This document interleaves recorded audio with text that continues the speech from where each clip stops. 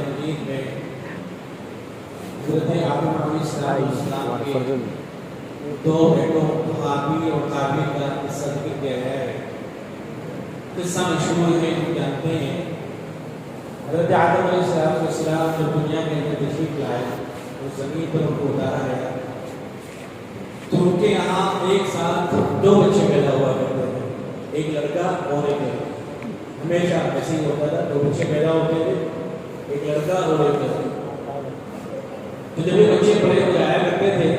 تو ان کی آپس میں شادی نہیں کی جاتی تھی، بلکہ ایسا کیا جاتا تھا کہ جو بچہ پہلے پیدا ہوا ہے جو لڑکا، تو اس کی شادی جو بعد میں لڑکی پیدا ہوئی ہے اس سے ہوتی ہے۔ ایسے ہی جو لڑکی پہلے پیدا ہو گئی ہے اس کا نکاح جو لڑکا بعد میں پیدا ہوا ہے اس سے ہوتا تھا۔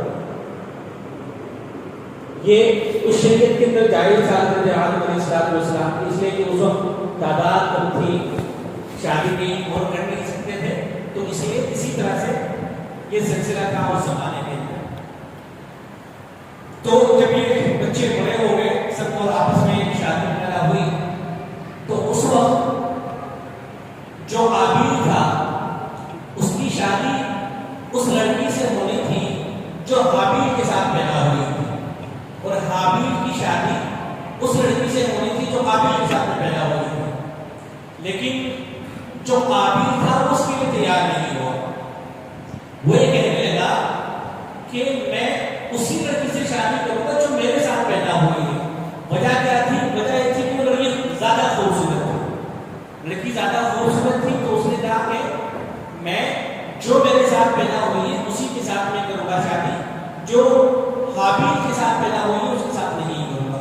حضرت آدم علیہ السلام نے بہت سمجھایا کہ نہیں، ایسا نہیں کیا جا سکتا ہے، وہ تمہاری بہن ہے،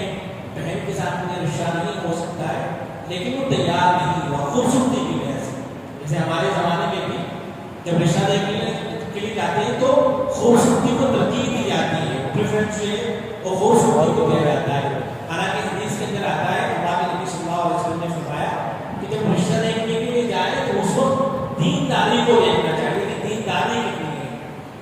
خوبصورتی، مالداری اور دوسری چیزیں بات کی ہیں، سب سے پہلے دینداری، پہلے دینداری کو دیکھا جائے، اس کے بعد دوسری چیزوں کو دیکھا جائے۔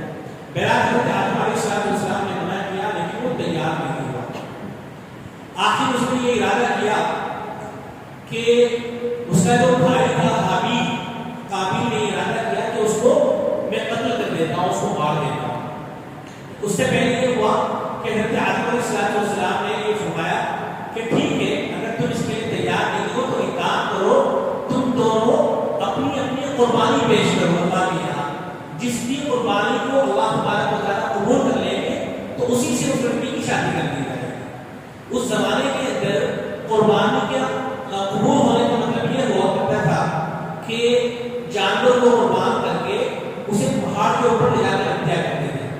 آسمان سے آگ آیا کرتی تھی، اس کو کھا لیا کرتی تھی۔ جس کو آگ کھا لیا کرتی تھی اس کا مطلب یہ ہوا کرتا تھا کہ یہ قربانی اللہ کے یہاں قبول ہو گئی۔ اس زمانے کے اندر جو قربانی دی جاتی تھی اسے خود کھانے کی اجازت نہیں تھی۔ جیسے ہماری شریعت کے اندر جو ہم جانور ذبح کرتے ہیں تو اسے ہم خود کھا سکتے ہیں، غریبوں کو کھلا سکتے ہیں۔ جیسے عقیقہ ہوتا ہے، عقیقے کا گوشت جو ہے خود کھا سکتے ہیں، رشتہ داروں کو کھلا سکتے ہیں، دوستوں کے یہاں بھجوا سکتے ہیں، دادا دادی کھا سکتے ہیں، نانا نانی سب کھا سکتے ہیں۔ بہت سے لوگ یہ سمجھتے ہیں کہ جو عقیقے کا گوشت ہے وہ والدین کو نہیں کھانا چاہیے، یا دادا دادی کو نہیں کھانا چاہیے، نانا نانی کو نہیں کھانا چاہیے، ایسا نہیں ہے، بلکہ جیسے قربانی کا گوشت ہر کوئی کھا سکتا ہے، ایسے ہی عقیقے کا گوشت ہر کوئی کھا سکتا ہے۔ تو بہرحال اس زمانے کے اندر قربانی کا مطلب یہ ہوتا تھا کہ آسمان سے آگ آئے گی اور اس کو جلا دے گی تو اللہ کے یہاں قبول ہو جائے گی۔ تو جو حابیل تھا اس نے ایک اچھا دھبا تیار کیا اور اسے اللہ کی راہ میں ذبح کیا، اور جو قابیل تھا اس نے گیہوں اور دوسری چیزیں لے آئے پہاڑ کے اوپر رکھ دی۔ تو دونوں نے اپنی اپنی قربانی اللہ کے یہاں پیش کی، آسمان سے آگ آئی اور جو حابیل کی قربانی تھی اس کو قبول کر لیا گیا، اور جو قابیل تھا اس کی قربانی کو قبول نہیں کیا گیا۔ تو ایک تو اسے پہلے سے ٹینشن تھی، پہلے بہت غصہ تھا، اسے اور زیادہ غصہ آیا کہ میری قربانی کو تجھے قبول نہیں کیا گیا۔ تو اس نے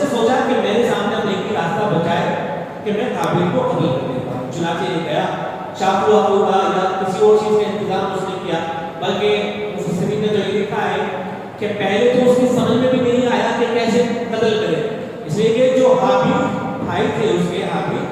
تو بہت طاقتور تھے، وہ چاہتے تو اسے مار سکتے تھے، لیکن انہوں نے سوچا کہ میرے بھائی ہے سامنے، میں بھائی کو کیسے ماروں گا،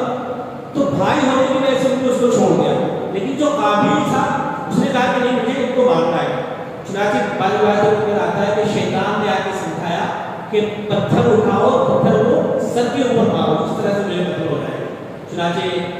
اس کے بعد قابیل نے ایسے ہی کیا کہ اس کا جو بھائی تھا اس کو پتھر وغیرہ سے مارا اور اس طرح سے بھائی کا جو قتل ہو گیا۔ یہ روئے زمین کے اوپر سب سے پہلا قتل تھا، جو سب سے پہلا قتل ہوا ہے زمین کے اوپر وہ قابیل نے اپنے بھائی حابیل کا کیا ہے۔ روایت کے اندر آتا ہے کہ دنیا کے اندر جتنے بھی قتل ہوتے رہیں گے تو جیسے قتل کرنے والے کو گناہ ملے گا ایسے ہی جس آدمی نے سب سے پہلے قتل کیا ہے اس کو بھی گناہ ملے گا۔ اور یہاں علماء نے یہ مسئلہ بھی بیان کیا ہے کہ اگر کوئی آدمی کوئی غلط طریقہ چھوڑ کر جاتا ہے، کوئی غلط راستہ نکال کے جاتا ہے، تو جب تک لوگ اس کے اوپر عمل کرتے رہیں گے اس کو بھی گناہ ملتا رہے گا۔ مثال کے طور پر کوئی آدمی تھیٹر بنوا کے چلے جاتا ہے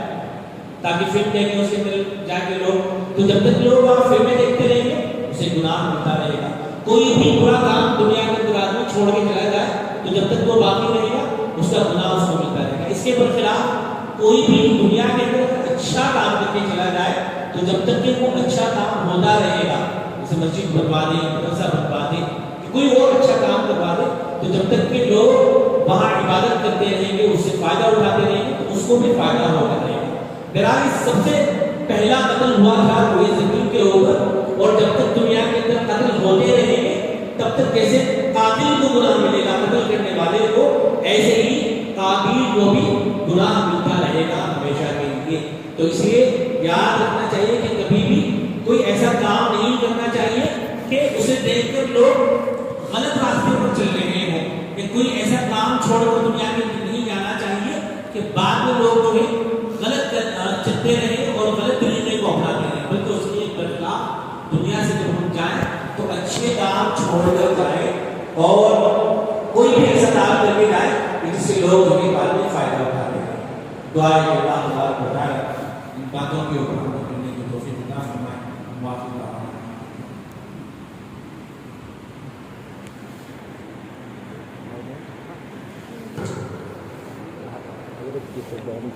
یہ بھی